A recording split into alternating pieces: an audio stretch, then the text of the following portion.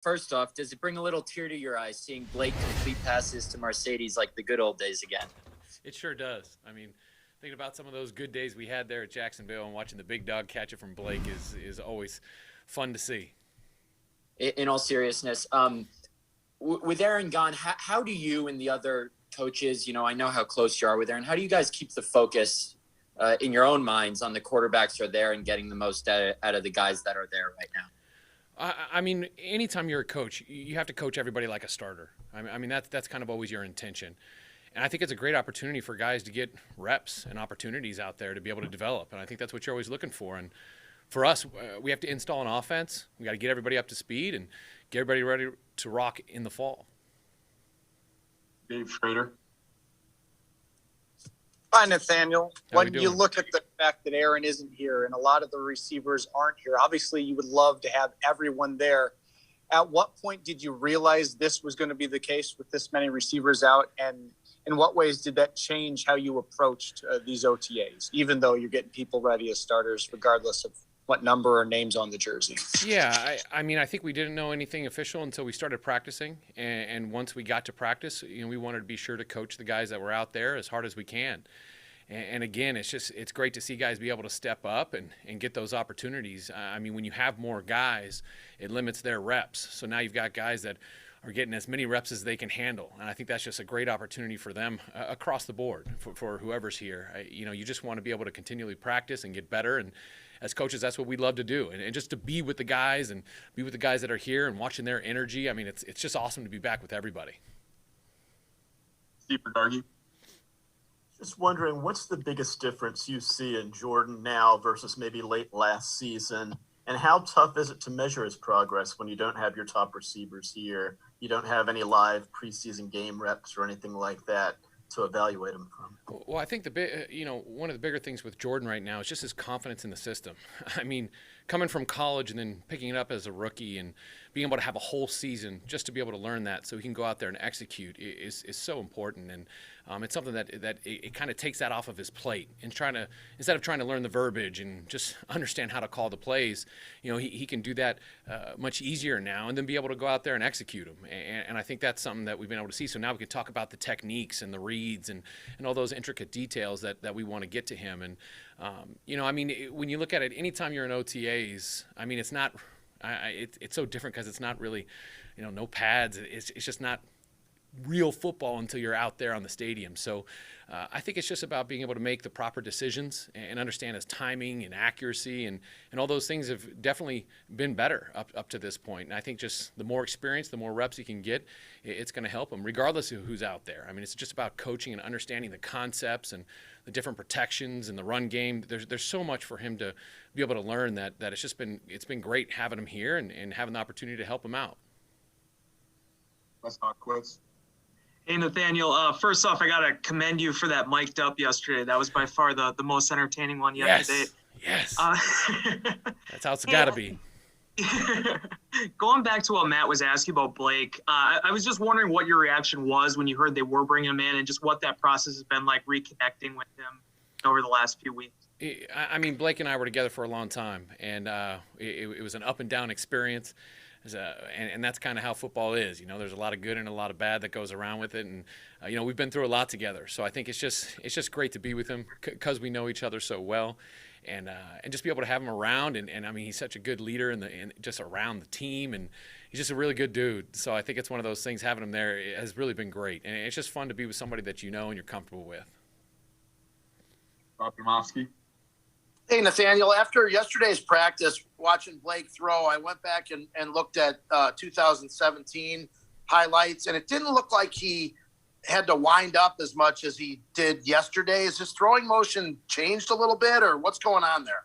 Yeah, it has. I think when you go from system to system like he has since we left each other, and there's a lot of things that go into it, from different footworks that different people believe in and teach. And I think for him, it's just about understanding the footwork, getting the footwork so everything can time up and he can bring it with his arm. And I think that's just something that we got to concentrate on with him and get him back to that form. Rob Reichel. Hey, Nathaniel, how you doing? Very good. And yourself? Good. Thanks. I know you're missing a whole bunch of receivers. There's a couple in particular, though, I wanted to ask you about. Devin Funchess has never caught a pass for the Green Bay Packers, and Equinemius St. Brown has only caught 28 in 3 years. I'm just curious, what are they missing, and are they hurting themselves by not being here right now?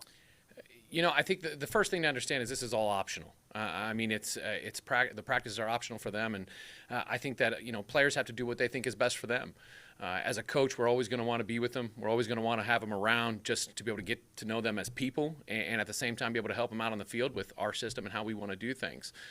So I think, again, it's optional. It's something that they get to choose, and if they think they're getting themselves in the best position to be able to help this team, then, hey, that's how it is in the offseason.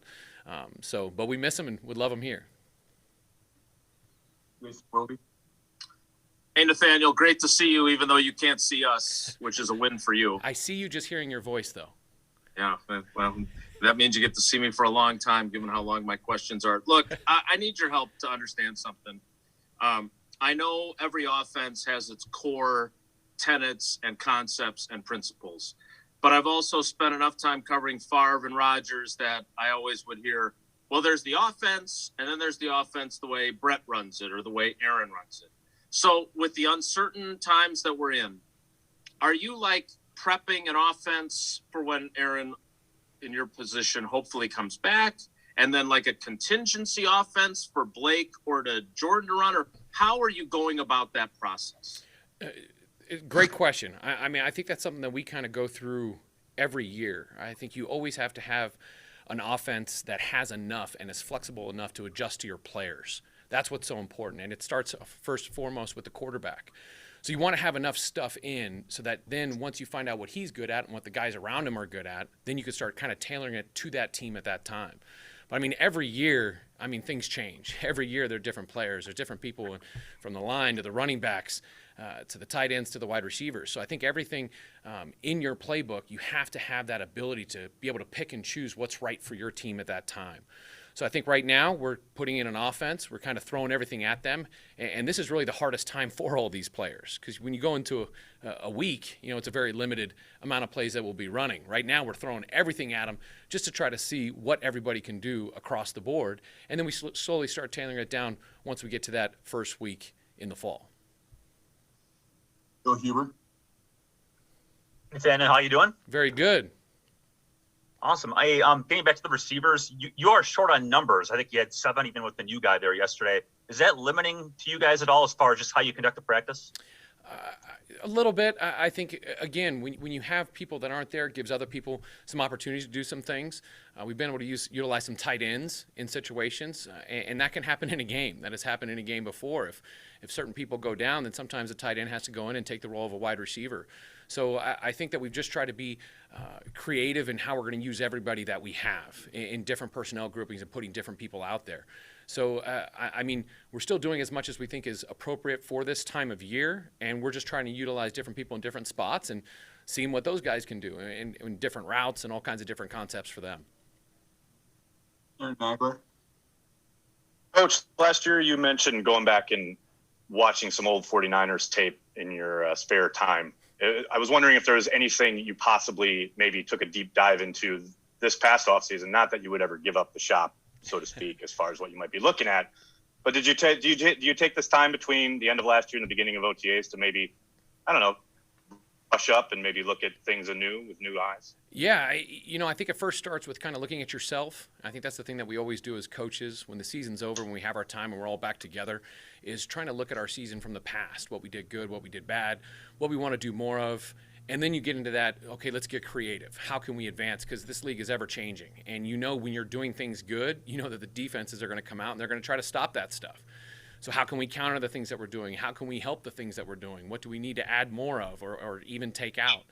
So I think that that's something that we're always doing. And then, the projects are always extensive. We go back to watching all kinds of different teams across the board from last year to years before, and teams that are good in certain situations and things that we might be able to take that match what we do and complement what we do.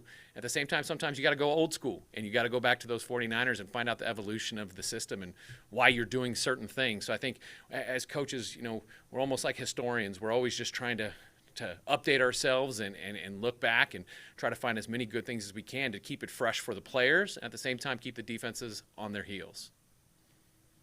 Olivia Reiner. Hey, Nathaniel, when we heard from Matt yesterday, he said right now the focus for Jordan has been on him reading with his feet. I'm curious, what makes a quarterback really good at that, and how have you been coaching him to make sure he reaches that ideal? It starts with, experience. I mean, that's the first one, is being able to get the reps. I mean, at one point I would go through and when I first started and start calculating the different plays, I mean, there's so many different things that can happen in one play. You can call one concept and have it out of different formations with different players, one throwing to the right, one throwing to the left, and then you add all these defenses that you possibly can see, from pressures to closed coverages, open coverages, man coverages, and every play is so different. And the one thing that the quarterback has out there always is his feet, his timing and understanding when that play should develop. And I think that's just something that we have to continually talk about with him. And it starts in individual with Coach Getsy, going through all those things with those perfect looks, and then getting into the 7-on-7 to get the timing. And then you go to the team to be able to feel the pocket around you and understand when you need to move on from the first progression. So I think those are things that we're always working on and we're always coaching. And I don't think you can ever 100% master it. That's why the game's so great, because there's so many different variables that can happen. And I think that's just something we have to keep working on with Jordan. And he's really embraced it. He's embraced the footwork. He's embraced the different footworks. And he's learned those and understand those. And now it's putting that stuff into action. So the more reps that he can get, the more he can understand his decision timing and accuracy, the better he's going to be. And I think that's the progress that we're going on right now. Mike Spofford. Hey, Nathaniel, nice to see you. Nice to see you too. Curious your initial impressions of Amari Rodgers, and is this a type of player who can bring something a little different to the offense schematically, creatively, that maybe you haven't had yet here on a regular basis?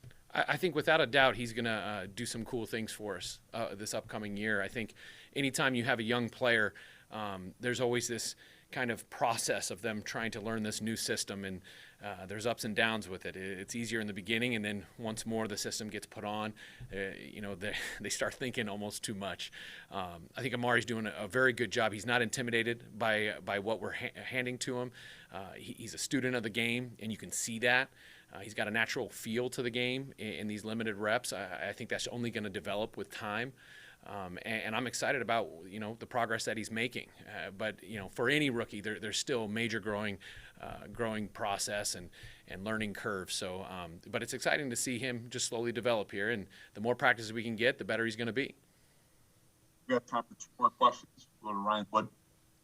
Hey, Nathaniel, I remember last year when camp opened, one of the first real signs that we saw of the difference for Aaron year 1 to year 2 in the offense was how much more he was hitting the checkdowns and kind of taking the stuff underneath. And obviously, Jordan's been hitting the checkdowns a ton this offseason. Is that kind of I don't want to read too much into it, but is that a sign of how much better he's grasping the offense in year 2, the fact that he's kind of taking what's there? Yeah, I think that's always something that you're looking for. You don't want to force it, but I think that you always want to understand when it's open and where you can still find a completion. We always want to get completions and be efficient and be able to move the ball down the field, but we want to be able to take advantage of the shots down the field. I think understanding those two different things are with time.